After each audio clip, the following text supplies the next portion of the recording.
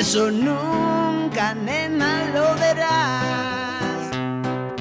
Porque dejarte de amar a ti es como ir a la guerra sin fusil. Si tú quieres me puedo morir. Si tú quieres que me lleve el diablo. Pero dejarte de amar, eso nunca, nena, lo verás. Eso nunca, nena, lo verás. Eso nunca, nena, lo verás.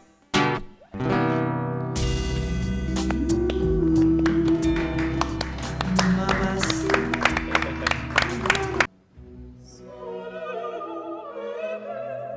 Este programa es presentado por Dive Cenotes México, que se encuentra en Gonzalo Guerrero, Acumal, Pueblo, y su contacto es divecenotesmexico.com, su correo info@divecenotesmexico.com. Si usted quiere vivir una experiencia en las cuevas de Quintana Roo o en el mar, por supuesto, Dive Cenotes México.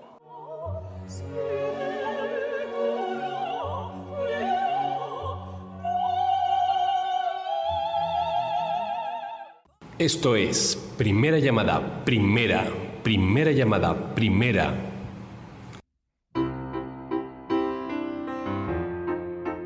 Segunda llamada, segunda llamada, segunda. Tu ausencia, una presencia equivocada, la de tu imagen, pidiéndome amor.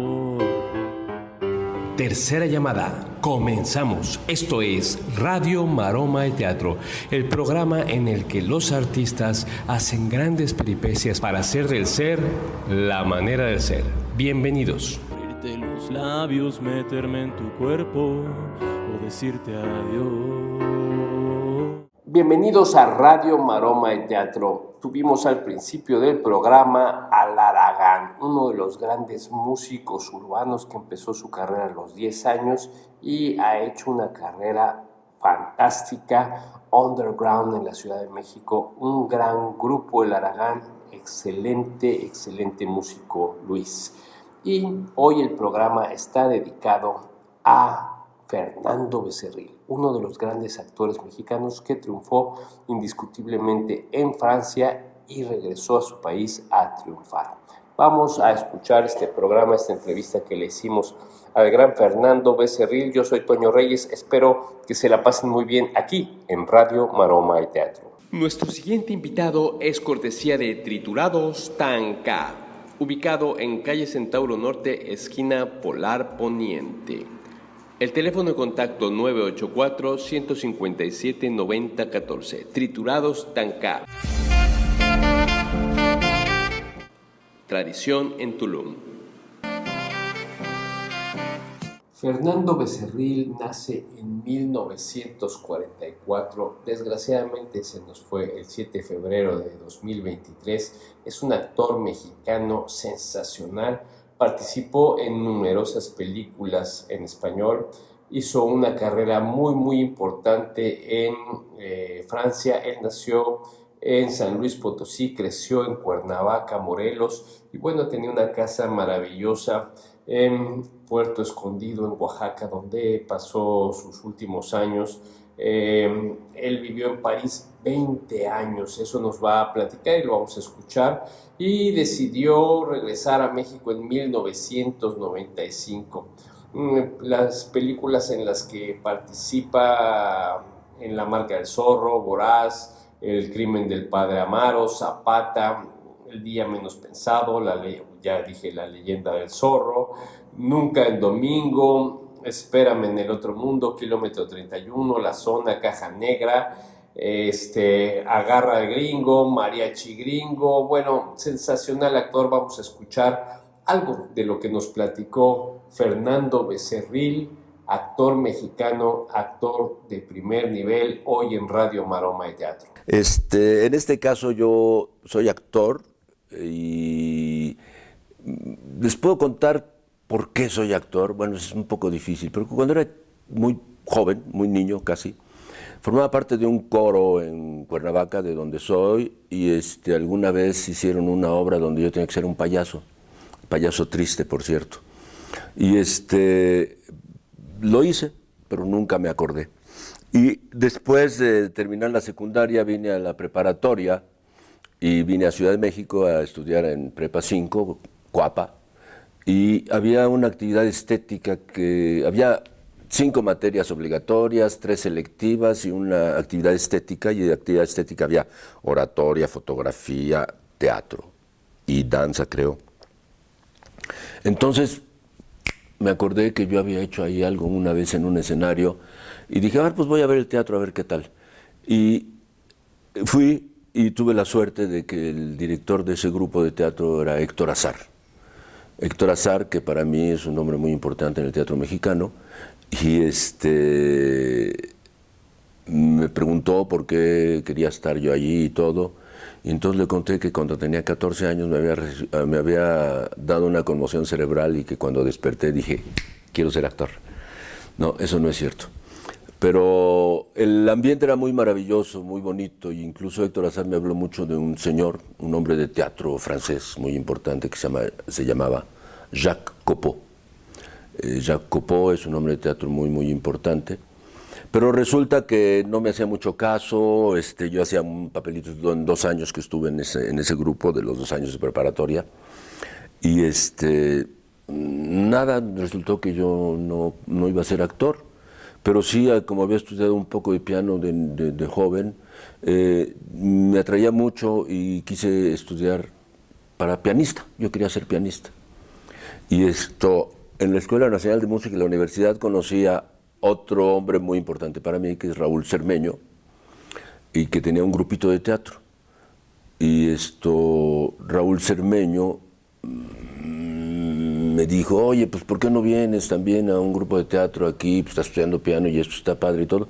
Y fui al grupo de teatro y luego, como no había mucho dinero en casa, tuve que dejar el piano porque del piano, y me fui al grupo, tuve que ir a trabajar. Y trabajé en un banco, y trabajando en un banco, pues ya cuando salía no me daba tiempo de ir a la escuela de piano, fui a trabajar al grupo, a estudiar o a conocer el teatro con Raúl Cermeño en su grupo de teatro.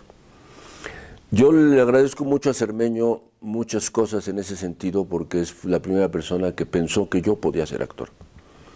Y entonces eso me alentó mucho. Después estuve con él en unas 5 o 6 obras en su grupo. Entré a la Escuela Nacional de Teatro, la Escuela de Teatro de Bellas Artes, no era nacional en aquella época. Y pues estudié, fui alumno de Jodorowsky, de Mendoza. Son conocidos, a lo mejor no saben, pero yo les digo. Alejandro Jodorowsky es un hombre muy, muy importante para el teatro mexicano y el teatro mundial, y para la pantomima mundial. Él dirigió 3 números muy importantes a Marcel Marceau, que es el mimo por excelencia. Y bueno, fueron mis maestros. Carlos Ancira fue mi maestro de teatro también.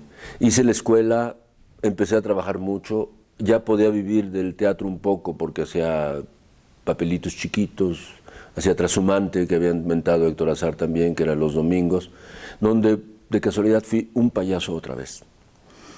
Y hacía de payaso todos los fines de semana en los bosques, en los parques, en las plazas. Pero afortunadamente me pagaba Bellas Artes, o sea que no tenía que hacer la ¿cómo se dice? La charola. Bueno, pues ahí va todo esto. Resultó que me nominaron para una revelación en los 69. Mi grupo con los que yo éramos amigos era Julio Castillo, Luis Torner, Adrián Ramos, gentes de teatro. Luis ya no vive en México, los otros 2 ya fallecieron. Y el caso es que tuve que trabajar con Julio y esto, pero resulta que llegó 68. Y entonces era muy difícil para nosotros estar jóvenes, revoltosos, greñudos y barbones, estar en la calle naturalmente porque éramos perseguidos, la violencia era muy fuerte, se parecía una reciente una residente de un gobierno que acaba de pasar por aquí. Y incluso hicimos una película con Carlos Volado que se llama Tlatelolco del 68, verano del 68, recientemente, donde yo tuve la suerte y el orgullo de hacer a Eberto Castillo, que era el maestro en la época que con los estudiantes organizaron el movimiento del 68. Esta película tenía cosas mucho más importantes, pero creo que no salieron al aire o en la película, porque decían que se parecía mucho a lo que estaba pasando actualmente. Por eso era la anécdota de hace rato. Y entonces yo me sentía muy mal.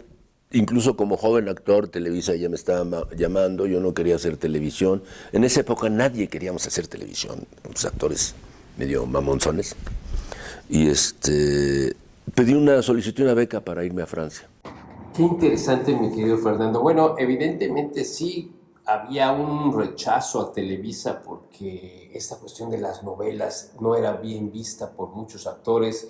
Había que hacer teatro, la gente que era de teatro, que estaba en las tablas, pues no veía muy bien esta cuestión, ¿no? Como bien lo mencionas, y pues cómo cambió toda esta situación, qué pasó en Francia, cómo te fue en Francia, porque ir a otro país, además con un idioma distinto, que no fuera inclusive Estados Unidos, al que estamos como más acostumbrados porque lo tenemos aquí al lado.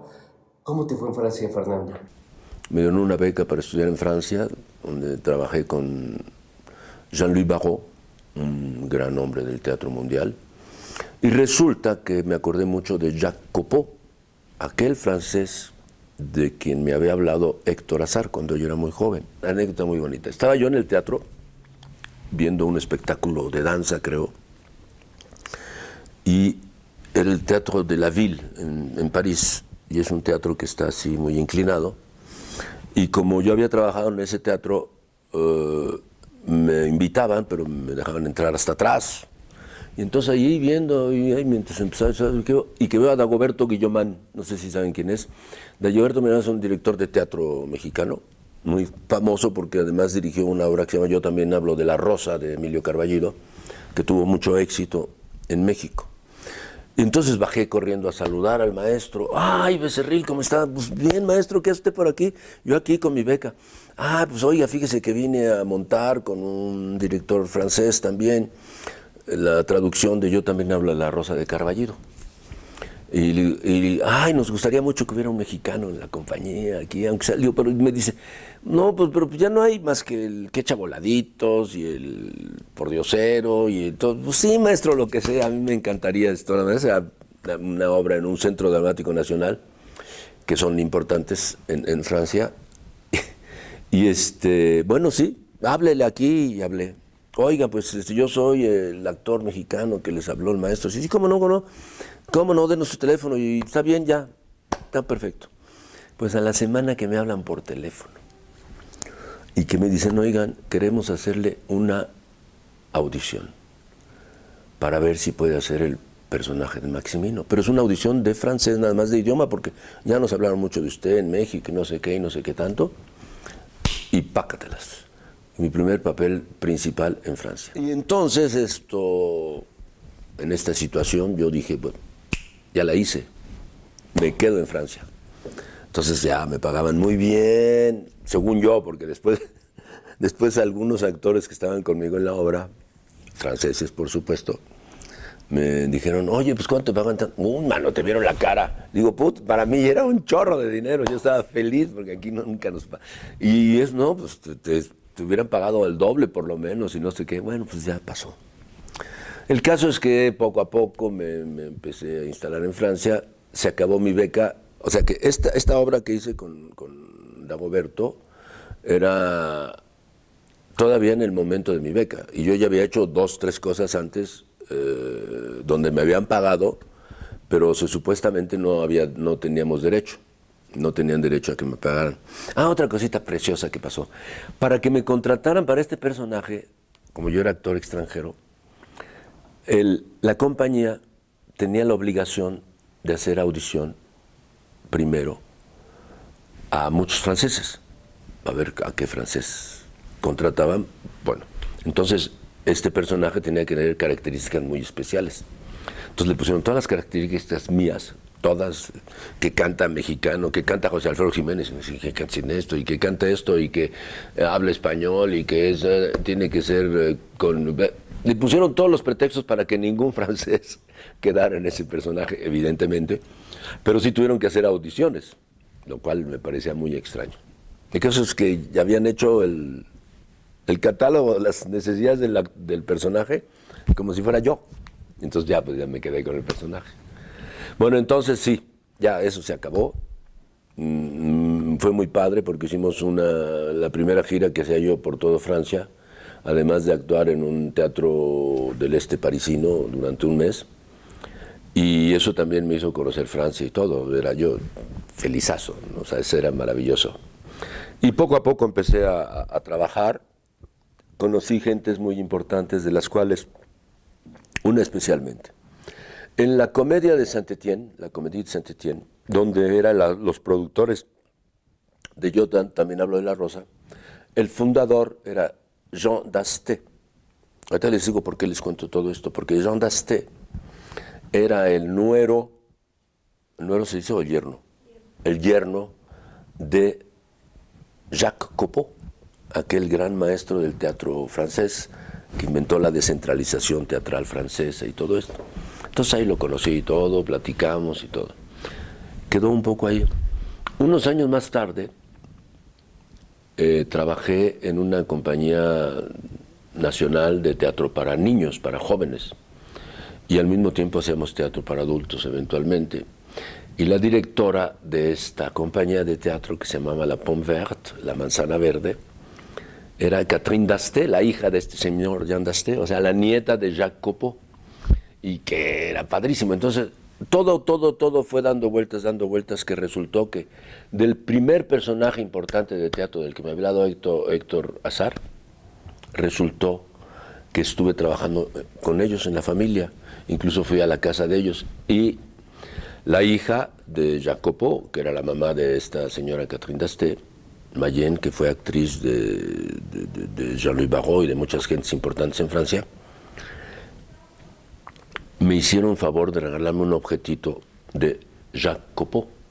Si ustedes ven a Jacques Copeau, es un hombre muy, muy importante del teatro, incluso Peter Brook, Grotowski, Living Theatre, todos hablan de Jacques Copeau, que al mismo tiempo que Stanislavski tenía que ver con la organización del teatro, la reflexión sobre la actuación y sobre el teatro en ese momento, que trataba de sacar al teatro de los carcanes, creo que se dice, de los moldes del teatro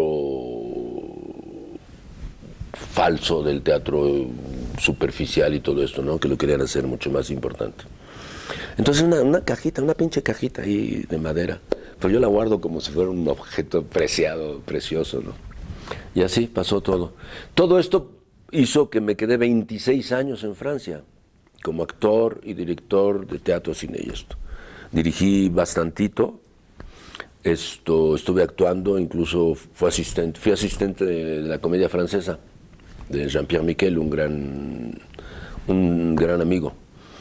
Él ahora ya falleció, pero fue muy padre porque la primera vez que entraba yo a la comedia francesa fui su asistente, y entonces ensayábamos en una sala del mismo tamaño, como 2 sótanos abajo de la sala Richelieu, y ahí estaba ensayando todo, y el decorador ya llevaba sus sillas ya del espectáculo y todo. Y teníamos nada más 3 veces ensayar en el teatro, y una noche para poner luces. Entonces cuando ensayaba en el teatro, pues yo pensé que llevaban todo. Entonces le dije al director técnico, oye, ¿por qué no suben las sillas del espectáculo con las que ya ensayamos? Pues para que los actores estén contentos. No, pues es que no. No, pues si quieren yo la subo, no se preocupen. Si tocas una silla, hacemos huelga. ¿Por qué, man? Porque tú estás mostrando que sí podíamos hacer ese trabajo que no hicimos. Y en realidad no podíamos porque estamos haciendo otro tipo de cosas, eso no. Pero si tú subes las sillas, quiere decir que no. Y entonces eso fue un relajo, pero fue una experiencia muy bonita. Y trabajar con esa institución tan fuerte en tantas cosas. difícil triunfar en un país tan complicado como Francia, tan complicado artísticamente porque, como bien dices, Fernando, los actores franceses, los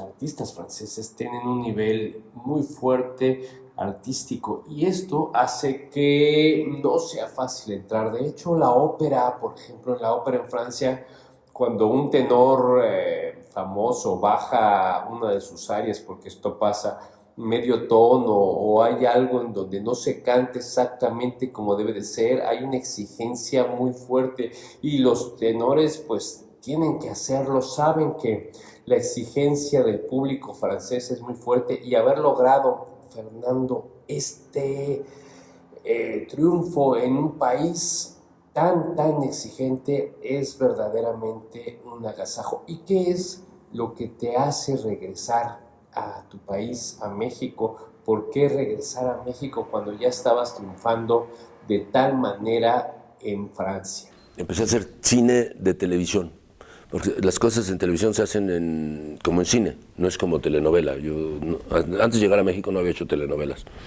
Entonces se hacen telefilms, y uno de ellos resulta que se iba a hacer en México, porque hablaba del tráfico de niños, donde había un cura en esa producción, un personaje importante, y el director me hizo una audición allá, y dice, pues yo quiero que hagas. Entonces todos los productores en México decían, las gentes de México decían, no, pero pues, ¿por qué no cogemos un actor en México? Nos sale más barato y no sé qué. No porque yo era caro, sino porque los sueldos franceses naturalmente ya son mejor pagados, ¿no? Y le dijo, no, yo ya tengo mi actor en Francia y lo voy a llevar a México. Y entonces esto fue en 1995, 95, ¿sí? Y entonces me trajeron a México a hacer ese personaje. Entonces realmente te regresa esta circunstancia de actuar con la compañía francesa y por eso regresas a México. Había tenido ganas ya 2 veces de regresar a México, pero no me pude readaptar. Es muy difícil la readaptación. En este momento, después de haber estado 8 años en Francia, yo ya me había casado. Pero, aguas, mucha gente dice, sí, por eso te quedaste, porque te casaste. Nanay, yo me casé porque ya me había quedado. Y había más francesas que mexicanas, o sea que ni modo. Bueno, entonces en 95, Bertrand me trajo a actuar en México y me quedé en México 3 semanas haciendo la película, porque era un papel importante, se llama Madame le Consul. Y en esa película, ya ven que nos llaman a las películas extranjeras, nos llaman como clichés. Tú vas a hacer esto, y son papelitos chiquititos. Y en esa película estaban todos, estaba Alberto Estrella, estaba Luisa Huertas, estaba... ¿quién más? Bueno, Claudio Obregón, Angelina Peláez, Javier Mar, muchas gentes con los que estuve plática. Ya vente a México, ¿qué estás haciendo allá? Vente a actuar en español, que no sé qué, que quién sabe tanto.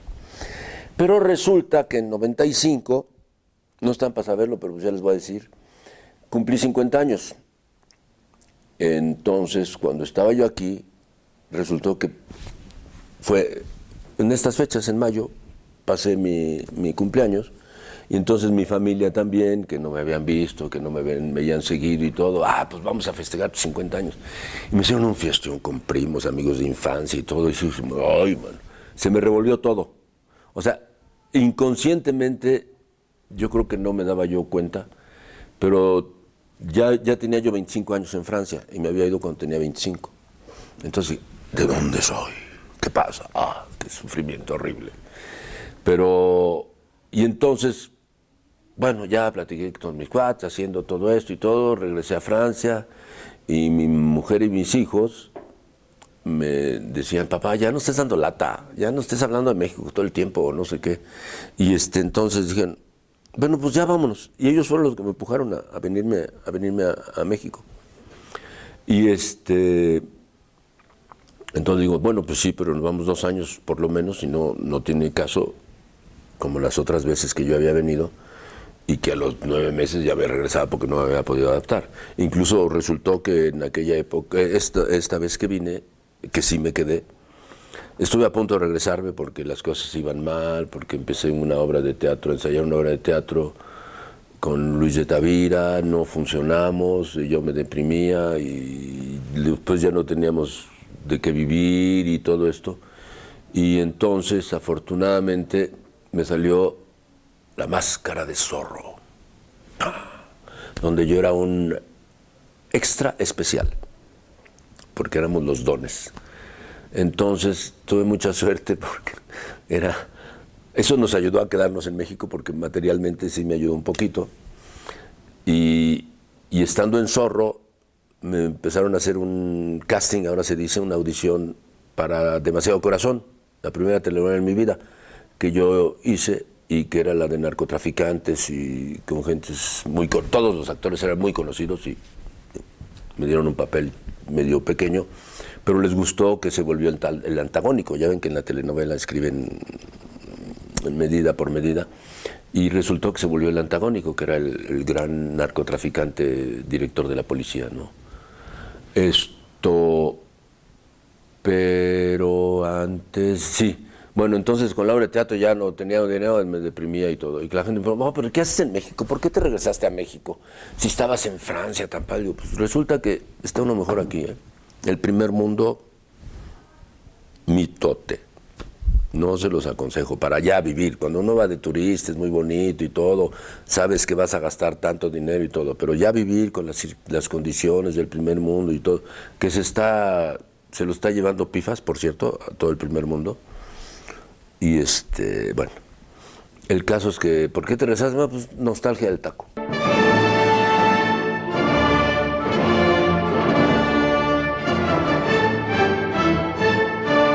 Nostalgia de taco es la mejor respuesta que he escuchado yo para regresar a nuestro país, y eso le pasó justamente a nuestro querido Fernando Becerril. Platicar con él es un agasajo, fue un agasajo porque ya se nos fue desgraciadamente, y platicar con él en programas y platicar con él en persona. Una vez coincidimos con el maestro Oscar Yoldi y nos la pasamos verdaderamente sensacional. Gracias, Fernando, donde quiera que estés, te dedicamos este programa. Yo soy Toño Reyes y nos escuchamos la próxima emisión. Vamos a terminar con El Aragán. Agur. Despiertas y resulta que ya no tienes nada, que el amor de tu vida huyó por la mañana, la risa, fantasía y libertad.